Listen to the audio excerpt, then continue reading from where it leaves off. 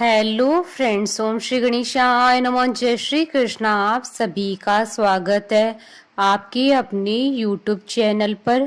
Friends, आज हम आपको इस वीडियो में बताने जा रहे हैं वैशाख मास में सुनी जाने वाली कहानी के बारे में, जिसको सुनने मात्र से ही होंगी आपकी सभी मनोकामनाएं पूर्ण। फ्रेंड्स, वीडियो शुरू करने से पहले आपसे रिक्वेस्ट है, अगर आप हमारे चैनल पर नए हैं और आपने अभी तक चैनल को सब्सक्राइब नहीं किया है तो प्लीज सब्सक्राइब कीजिएगा चैनल को, साथ ही प्रेस कीजिएगा बेल आइकन को, जिससे नए वीडियो से रिलेटेड नोटिफिकेशन आपको तुरंत प्राप्त हो सके।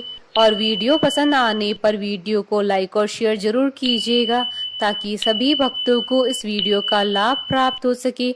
और कमेंट बॉक्स में जय श्री कृष्णा जरूर लिखिएगा। सब प्रकार के विघ्नों का नाश करने वाले तथा सारी सृष्टि का पालन करने वाले श्री गणेश जी, ज्ञान की दाता देवी श्री सरस्वती जी तथा सब पुराणों के कर्ता श्री व्यास जी तथा श्री गुरुदेव जी के चरण कमलों में नमस्कार करके भगवान की श्रद्धा और भक्ति रस में डूबे हुए वैशाख मास की एक बुढ़िया की कहानी कहती हूँ।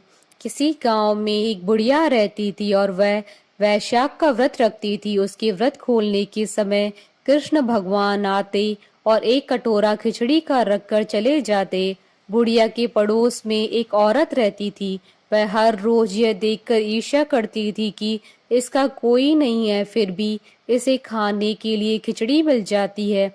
एक दिन वैशाख महीने का स्नान करने बुढ़िया गंगा गई। पीछे से कृष्ण भगवान उसका खिचड़ी का कटोरा रख गए। पड़ोसन ने जब खिचड़ी का कटोरा रखा देखा तो देखा कि बुढ़िया नहीं है।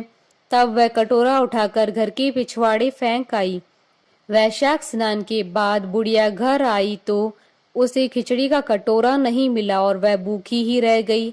बार बार एक ही बात कहती कि कहाँ गई मेरी खिचड़ी और कहाँ गया मेरा खिचड़ी का कटोरा। दूसरी ओर पड़ोसन ने जहाँ खिचड़ी गिराई थी वहाँ एक पौधा उगा जिसमें 2 फूल खिले। एक बार राजा उस ओर से निकला तो उसकी नजर उन दोनों फूलों पर पड़ी और वह उन्हें तोड़कर घर ले आया। घर आने पर उसने वह फूल रानी को दिए, जिन्हें सूंघने पर रानी गर्भवती हो गई। कुछ समय बाद रानी ने 2 पुत्रों को जन्म दिया। वह दोनों जब बड़े हो गए तब वह किसी से भी बोलते नहीं थे, लेकिन जब वह दोनों शिकार पर जाते तब रास्ते में उन्हें वही बुढ़िया मिलती जो अभी भी यही कहती है कि कहाँ गई मेरी खिचड़ी और कहाँ गया मेरा कटोरा। बुढ़िया की बात सुनकर वो दोनों कहते हैं, हम है तेरी खिचड़ी और हम है तेरा बेला। हर बार जब भी शिकार पर जाते तो बुढ़िया यही बात कहती, वह दोनों वही उत्तर देते। एक बार राजा के कानों में यह बात पड़ गई। उसे आश्चर्य हुआ कि दोनों लड़के किसी से नहीं बोलते, तब यह बुढ़िया से कैसे बात करते हैं। राजा ने बुढ़िया को राजमहल में बुलवाया और कहा कि हम में से तो किसी से ये दोनों बोलते नहीं, तुमसे ये कैसे बोलते हैं। बुढ़िया ने कहा कि महाराज, मुझे नहीं पता कि ये मुझसे कैसे बोलते हैं।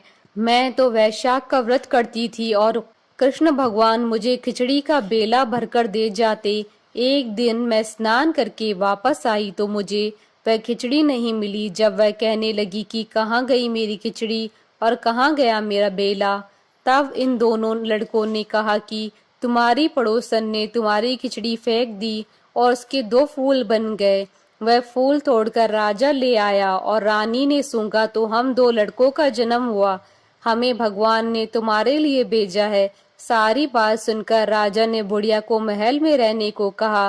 हे वैशाख महाराज, जैसे आपने बुढ़िया की बात सुनी वैसे ही आपका व्रत करने वालों की भी सुनना। कथा अधूरी हो तो पूरी करना और पूरी हो तो मान रखना।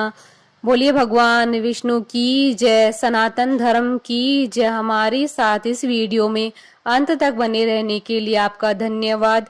ओम श्री गणेशाय नमः। जय श्री कृष्णा।